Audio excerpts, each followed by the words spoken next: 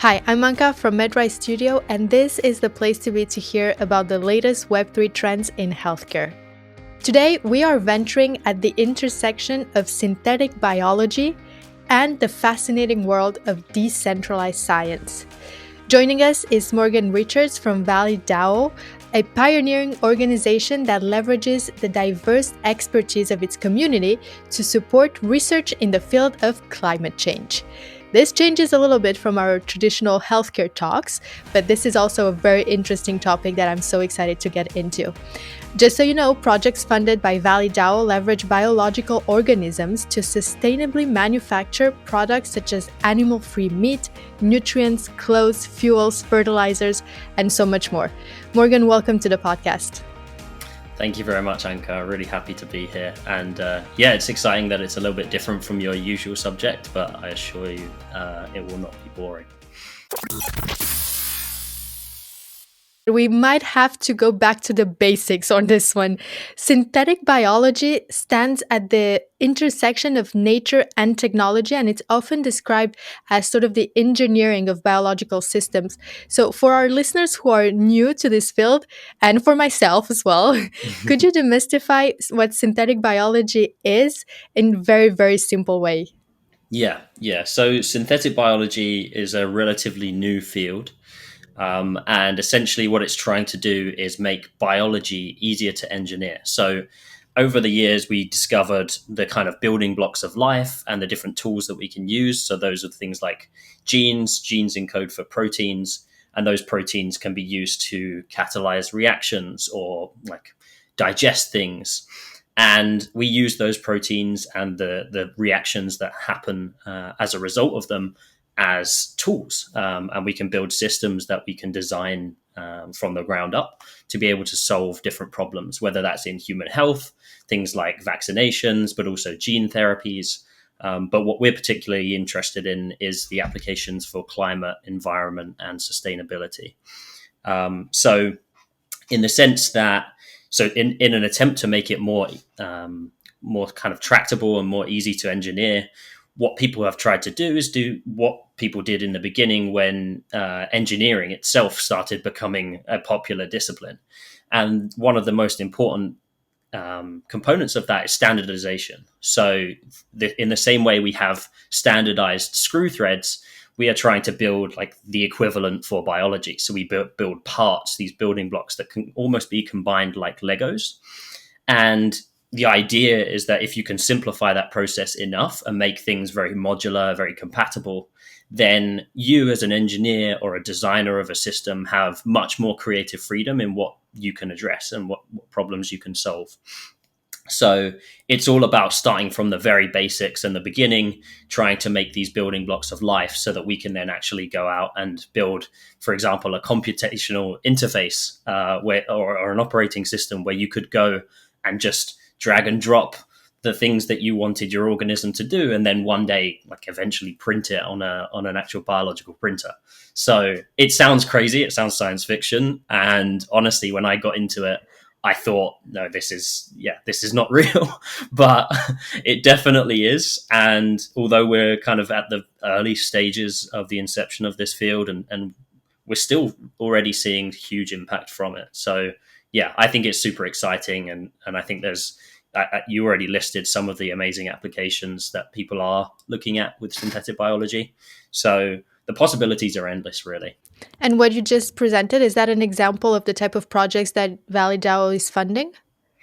Yeah, so we are, as you mentioned at the beginning, we are particularly interested in things that relate to climate remediation, environmental sustainability, and food security.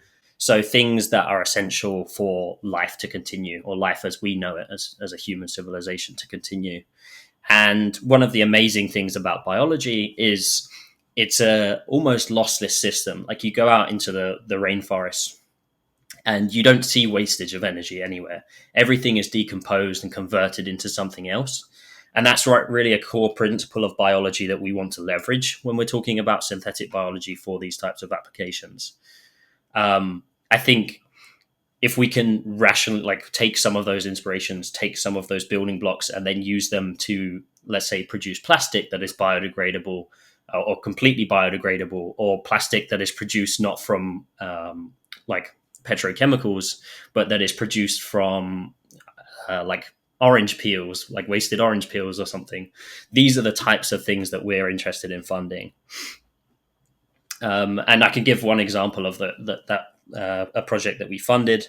So it's with Imperial College London, and it is essentially trying to develop a yeast strain for producing microbial lipids. So microbial lipids are like lipids, fats, and oils that are produced and secreted from, well, actually they're not secreted, but this is part of the interesting part of the project. They are usually produced and then stored within the cell to use as energy storage. But what this project that we're funding looks to do is create a process where those lipids can be secreted, which makes them easier to extract. So if you can imagine having a big bioreactor and all of these cells producing this oil, well, usually what you would have to do is then like stop the culture, kill the cells, like break them open and then extract the oils and filter that out. So instead of doing that, we can engineer a system so that they secrete those oils, and then we can collect them, keep the cells alive, and have that process running continuously. So that's like kind of the key concept of the project itself. And the applications are really wide as well, which is the exciting part. So the microbial lipids can be tuned. We can have different fat compositions, different molecules that are of interest to different industries. So we can look at cosmetics is a really big one as well. But we can also look at producing biofuels, food oils. So I think our first application that we're looking at is a replacement to palm oil, which I'm sure many people know is a hugely destructive industry. So yeah, like there's a ton of applications from this one project, and that's one of the things that makes synthetic biology really exciting. It's interesting that you mention Imperial College, because I'm curious to understand why are they working with a DAO instead of going the traditional healthcare slash science route for funding.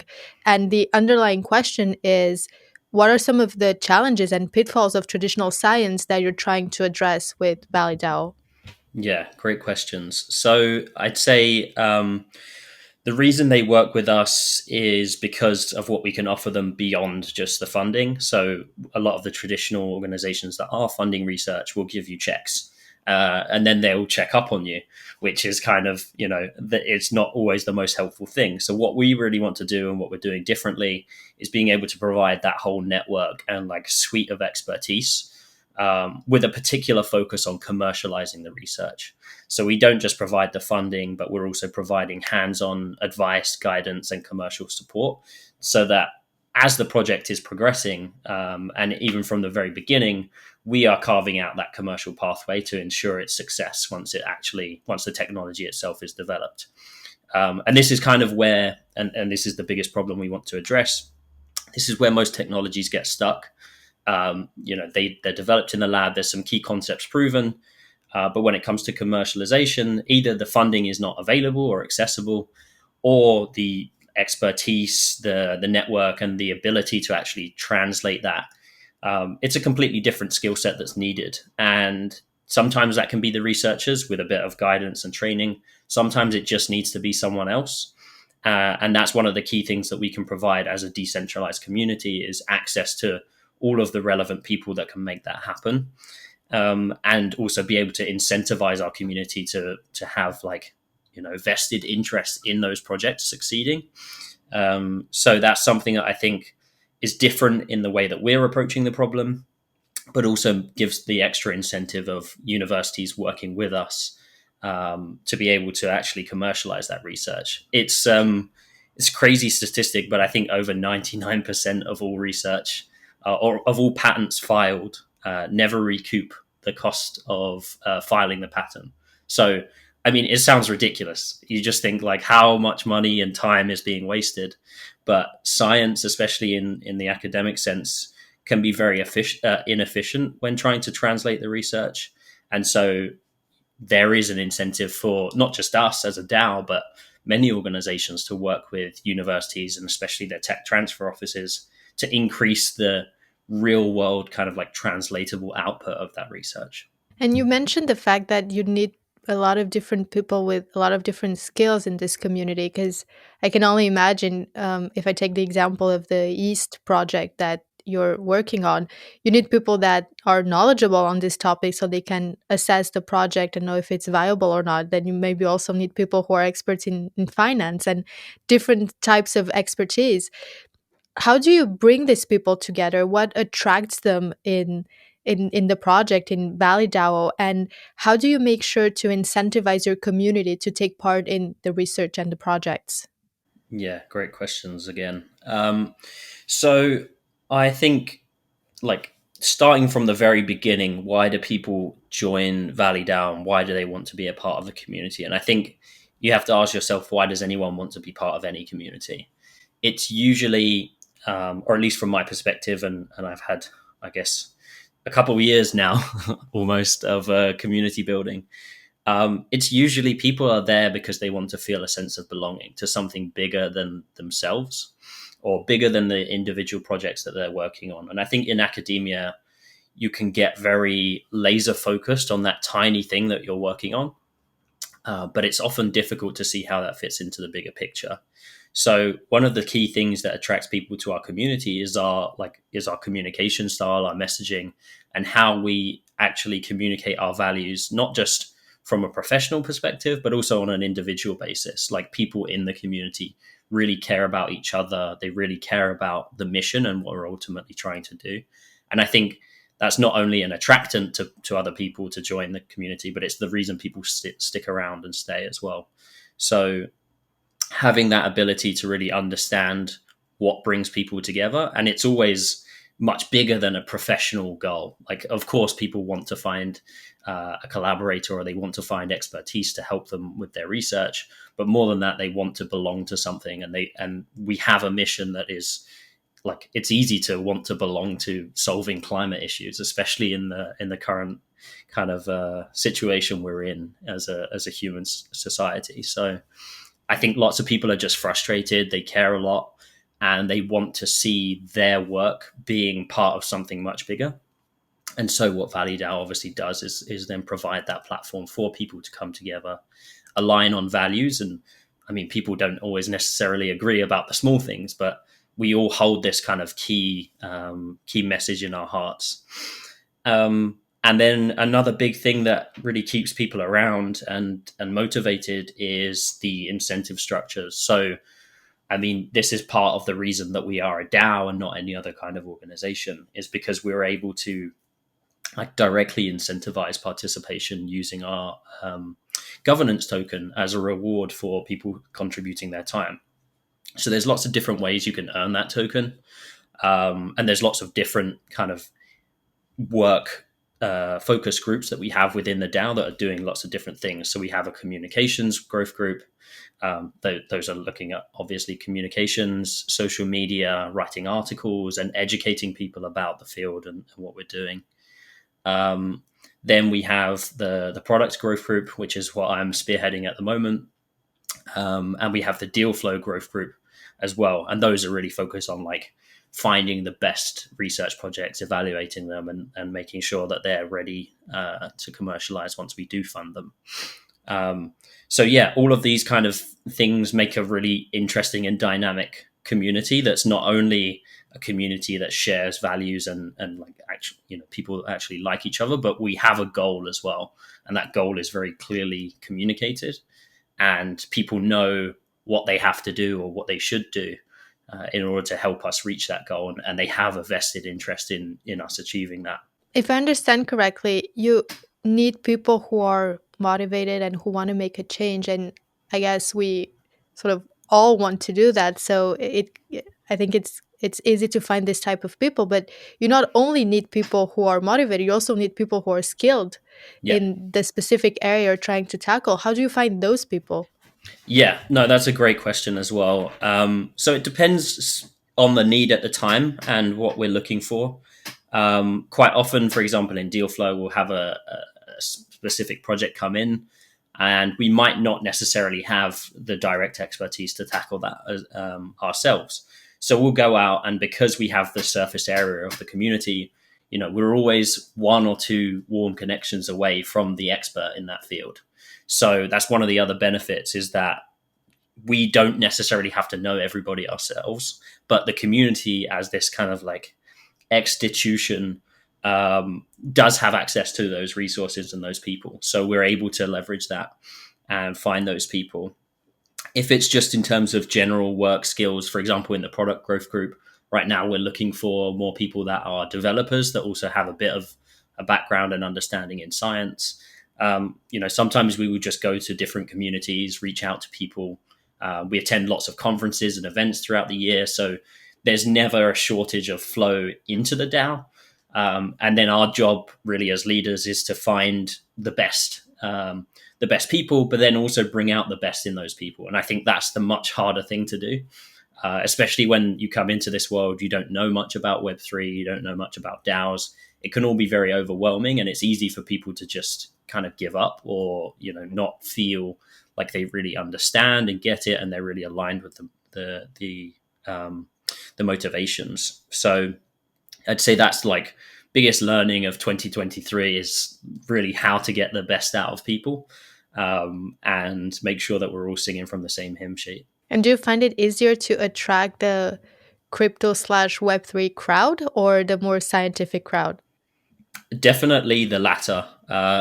We perhaps it's because our core team is entirely made up of scientists, so we all have that background before we had a Web3 interest and background, and so it's something that we really value. It's comes across in the way that we communicate, the kinds of people that we knew before coming into the project as well. So I'd say, yeah, we definitely have a strong focus on that side. And ultimately, we need more people on that side, because those are the people that are delivering direct value for the project, and creating value for the ecosystem and the token as well. So that's something that we definitely have a focus on. In terms of we are actively trying to figure out better ways to engage and leverage the Web3 community as well. But it can be hard, because it seems like at times people are singing from completely different sides of the ocean, and we're trying to find some kind of harmony in that, and find how can we use these two groups together to achieve the same mission. They're both there, they both care about the mission, but they have different incentives and motivations on the personal level and the professional level as well. So that's something we're still trying to balance, but it's definitely keeps us on our toes. And once you take on a project, I guess there are different outcomes that can happen, whether it is a patent or a proof of concept or even a spin-off or different things. What do you call success? What's a successful project for Valley DAO? Yeah, so we have kind of two main focuses at the moment, although that may expand as time goes forwards. The first one is that we will fund an academic research project. So these are like quite large checks that we would give out, anything from $50,000 to $250,000, and that covers like up to a 2-year project at an academic institution, with overheads, with hiring a researcher to spend their full time on it, and of course the reagents and everything that's needed for that project. In terms of the success there, we want we give the money in hope that we're going to develop some kind of interesting IP, and we'll do a lot of the kind of groundwork beforehand to figure out contingency plans, like because it's science at the end of the day, we don't know what we're going to find in the end. So we have at least several different options of ways that we can go, and especially with the focus on the IP, we want to develop something that is maybe slightly more broadly applicable. So the example being the yeast engineering project, where there's lots of different verticals and markets that we could penetrate with that project. So even if one of them didn't work out, we could pivot and move to another. So we really try and bake these things into the research project itself. And that's part of the process of the application and giving the funding. And another reason for people to work with us is because we're trying to co-create the project so that it becomes something that will ultimately be viable. So that's the IP side. And then on the other side, we have like startups. And this is something that we maybe didn't initially think so much about because we were very focused on the research side. But realizing the value that we can provide to startups as well was quite an eye opener. So we took on board a research project, or sorry, it was a piece of IP that was already at a university, and then we helped them hire a team and formalize everything. They really weren't. They didn't have strong intentions of commercializing that research. It was just sat there, kind of gathering dust. And now they've gone on to raise, I think, over 500K from the Bioinnovation Institute as a non-dilutive grant. So that's really great for them. That's going to get them up and off the ground. And it's really exciting to see already in, I think, less than a year, the momentum that project has generated. So success to us overall, to kind of like summarize all of that, is really about accelerating research outcomes. And whether that's IP, we're maybe less interested on the publication side of things because we're looking at translational science and how we can use these technologies to benefit people's lives.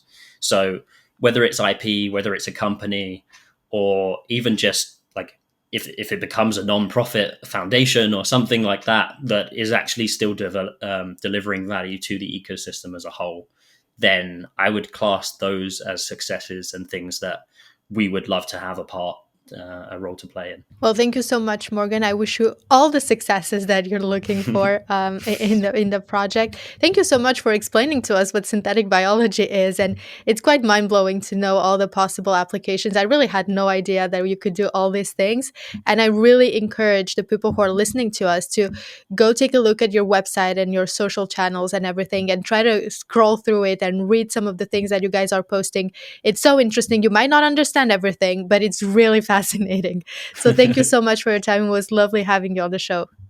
Thank you, Anka. It was a pleasure. And if anything is too hard to understand, then we're more than happy to explain it to people as well. So feel free to join our community and find someone that can help you out.